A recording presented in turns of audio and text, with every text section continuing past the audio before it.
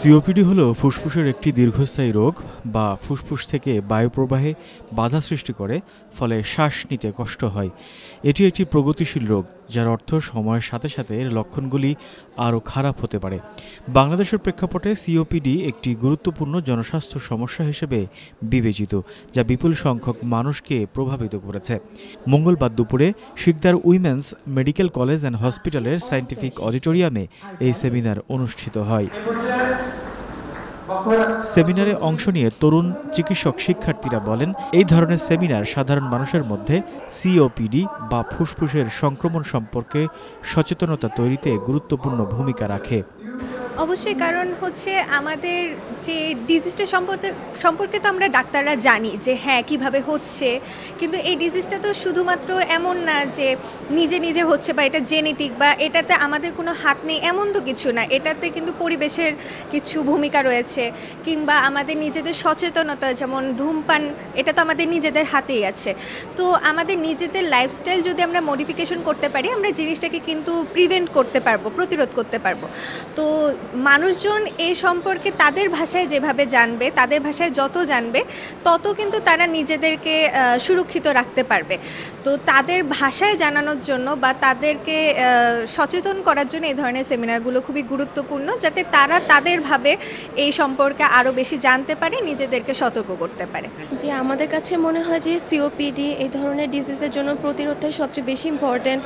তো এমনিতেই যেহেতু আমাদের এনভায়রনমেন্টটাই এখন ঠিকঠাক নেই, সব কিছু অনেক বেশি পলিউশন সব কিছুর মধ্যে, সো প্রতিরোধটার দিকে ফার্স্টে কেয়ার দিতে হবে। যেমন স্মোকিং, এটা খুবই খুবই কমন একটা ব্যাপারটা এমন না যে স্মোক করছে শুধুমাত্র সেই সাফারার হবে, আশেপাশে থাকলে প্যাসিভলিও আরেকজনকে এফেক্ট করতে পারে। সো শুধু স্মোকাররা যে নিজের কথা যে হ্যাঁ আমি নিজেকে নিয়ে ভাবছি না, ব্যাপারটা এমন না, আশেপাশের কথা চিন্তা করে হলেও এটা আর কি ভাবতে হবে। এছাড়াও আমাদের যে পরিমাণ এয়ার পলিউশন হচ্ছে, সো নিয়মিত মাস্ক ব্যবহার করা যেতে পারে, নিজের পার্সোনাল হাইজিন মেনটেন করা যেতে পারে, বাড়ি থেকে গিয়ে ফ্রেশ হয়ে নেওয়া। তো এগুলো ব্যাপার কি ছোটোখাটো ব্যাপার, আমরা সবাই জানি, কিন্তু যেটা হয় যে আমরা এইভাবে আসলে কেয়ার করি না ব্যাপারগুলো। তো এগুলো নিয়ে আমাদের আর কি সচেতন হতে হবে। বাচ্চাদেরকে বেশি বেশি এরকম এয়ার পলিউশন এই ধরনের এনভায়রনমেন্ট থেকে খুবই দূরে রাখতে হবে। স্কুলে যায় ছোটো ছোটো বেবিরা, ওদেরকে আরও বেশি কেয়ারফুল থাকতে হবে, আর বড়রা তো অবশ্যই আছে। সিওপিডি চিকিৎসায় চিকিৎসকদের আরও বেশি বাস্তবমুখী প্রশিক্ষণের গুরুত্ব তুলে ধরে চিকিৎসকরা বলেন, ওয়ান স্টপ রেসপিরেটরি সেন্টারগুলো স্বাস্থ্য বিষয়ক সচেতনতামূলক কর্মকাণ্ড অব্যাহত রাখবে। স্পাইরোমেট্রি টেস্ট আমরা কেন করব? আমরা লাং ডিজিজগুলোকে ফাংশনালি তিনটা ক্যাটাগরিতে ভাগ করতে পারি: obstructive, restrictive and mixed pattern. Obstructive disease বলতে আমরা COPD, asthma, bronchiectasis and cystic ফাইব্রোসিসকে বোঝায়। Restrictive interstitial lung disease and mixed disease, asthma, COPD overlap অথবা অ্যাজমা, আইএলডি ডিজিজ থাকতে পারে একসাথে। আমাদের হেলথ সিস্টেম 5টা পিলারের উপরে দাঁড়িয়ে আছে। একটা হলো promotion of the health, prevention of the health, then treatment, then rehabilitation, then palliation. তো প্রমোশন তো স্যার বলছিলেন যে সবুজ করতে হবে, পরিবেশ ভালো করতে হবে, আমরা ভ্যাকসিন নেই, ধুলি ডাস্ট এড়ায় চলি। ট্রিটমেন্ট ইজ গুড, যা কিনা সবাই পছন্দ করে, both the doctor and the patient.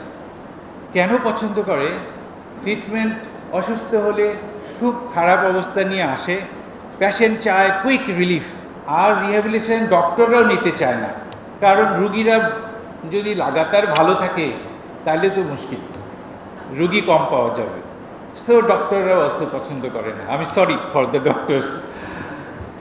Last one is palliation. যখন কোনো উপায় থাকে না, আমরা রুগীদের ভালো যাতে থাকে আমরা সিমটোমেটিক ট্রিটমেন্ট করি।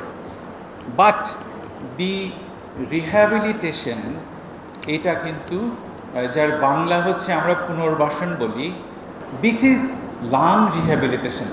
আমরা অত্যন্ত আনন্দিত যে দেশবরেণ্য একজন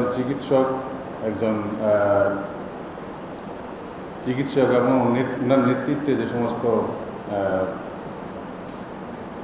ডক্টরস এবং এরা এসছেন এখানে, আমাদের স্টুডেন্টরা, আমাদের ইন্টার্নরা এবং আমাদের জুনিয়র ডক্টররা আজকের যে সারাদিনের যে অনুষ্ঠান, সেমিনার, ওয়ার্কশপ এবং সেমিনারের মাধ্যমে অনেক কিছুই জানতে পেরেছে আমি আশা করি। এটা আমাদের জন্য অত্যন্ত একটা হেল্পফুল একটা অনুষ্ঠান হয়েছে আমি মনে করি। এই জাতীয় অনুষ্ঠান ভবিষ্যতেও আমরা ওনাদের মাধ্যমে হবে, এটা আমরা আশা করছি। বক্ষব্যাধি বিশেষজ্ঞ অধ্যাপক ডাক্তার রাশেদুল হাসান সিওপিডি রোগের লক্ষণ, কারণ ও প্রতিকার নিয়ে বিস্তারিত আলোচনা করেন। তিনি অ্যাজমা চিকিৎসার পাশাপাশি এর প্রতিরোধে চিকিৎসা পরবর্তী ব্যায়ামের উপর বিশেষ গুরুত্ব তুলে ধরেন। স্যারকে নিয়ে আমরা যে যাত্রাটা শুরু করেছিলাম 2016 সালে, 16 সাল থেকে আজকে এই পর্যায়ে এসে রেসপিরেটরি ট্রিটমেন্টের আপনারা দেখছেন যে মোটামুটি স্যার একটা ফ্রেমওয়ার্ক দাঁড়া করাই দিয়েছেন। আমাদের বাকিদের দায়িত্ব হচ্ছে এটাকে একটু আগায় নিয়ে যাওয়া। তো এগুলো যদি কোনো মেডিকেল কলেজ এটাকে করতে চান, আমরা তাদেরকে সব ধরনের সহযোগিতা করার জন্য তৈরি আছি। আপনারা যেহেতু এই সমস্ত উপাদানগুলো সব মেডিকেল কলেজেই বিদ্যমান আছে, তো আইসিইউ আছে, পালমোলজিস্ট আছে, রেসপিরেটরি সার্জন আছে, হসপিটাল আছে, সাথে একটু হয়তো রিহ্যাব যোগ করতে হয় বা 2-1টা টেস্ট যোগ করতে হয়।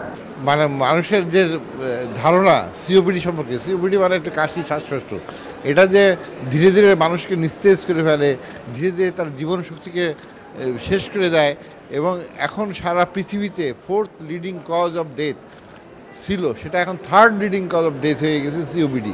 এত ইম্পর্টেন্ট সারা দুনিয়াতে, অথচ এটা সম্বন্ধে প্রচারণা, এটা সম্বন্ধে আলোচনা অনেক কম।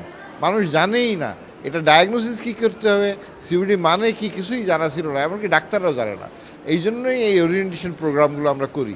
উদ্দেশ্য হচ্ছে যে সবাই বুঝবে যে সিওপিডির 2 ধরনের চিকিৎসা আছে। একটা হচ্ছে এনভায়রনমেন্ট কন্ট্রোল, তাকে air pollution, vaccination, air pollution control, vaccination এবং অন্যান্য কাজগুলো করতে হবে। তার সাথে ডায়াগনোসিসের জন্য স্পাইরোমেট্রি করা, যেটা কেউই করে না, স্পাইরোমেট্রি করতে হবে এবং লাং ফাংশন অন্যান্য জিনিসগুলো দেখতে হবে, এবং তারপরে তাকে একটা প্ল্যান নিতে হবে যে আমি সুস্থ থাকবো কীভাবে, নিয়মিত ভ্যাকসিন নেব, স্মোক সিজেশন করব, ধোঁয়ার যে এনভায়রনমেন্ট মুক্ত জীবন, এগুলো খুব ইম্পর্টেন্ট। আর নিয়মিত যে ওষুধটা প্রয়োজন সেটা নেব। আজকে অ্যাজমা আর সিওপিডি মানুষ গুলাই ফেলছে। সমস্ত ডাক্তারের কাছে গেলে অ্যাজমার যে ইনহেলার সেগুলো ইউজ হয়, কিন্তু সিওপিডির ইনহেলারগুলো সম্পূর্ণ আলাদা, এটা মানুষের জানা নাই। তো এই জিনিসটা জানানো আমাদের উদ্দেশ্য ছিল। আমার ধারণা সবাই কিছু না কিছু উপকৃত হয়েছে।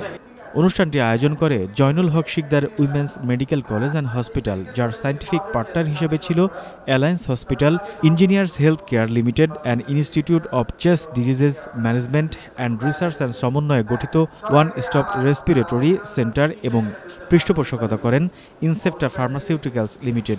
অনুষ্ঠানে Zainul Haque Sikder women's medical college and হসপিটালের অধ্যাপক, চিকিৎসক ও শিক্ষার্থীরা ছাড়াও বিভিন্ন স্তরের সাধারণ মানুষ অংশগ্রহণ করে। শাহরিয়ার রাজ, মেডিকেল পোস্ট, ঢাকা।